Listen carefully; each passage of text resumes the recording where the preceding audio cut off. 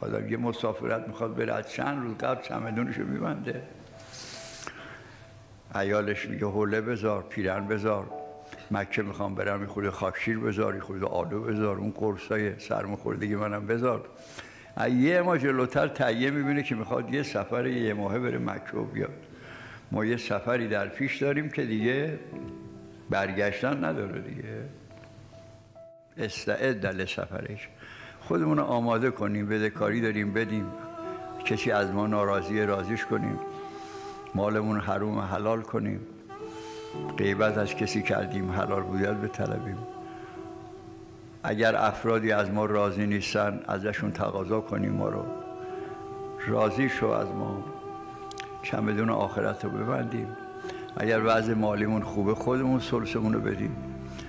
نهج البلاغه داره مولا فرمودن امیرحسین وصی خودت باش، خودت وصی خودت باش، ثلثتو خرج کن، کار خیر بکن. مثل این که الان میخوان بگن فردا میمیری، امرو میمیری، اگه بگن یه هفته دیگه میمیری چطور دست به چه میشیم؟ در اون یه هفته خیلی کارامون انجام میدیم، باید اونطور باشه.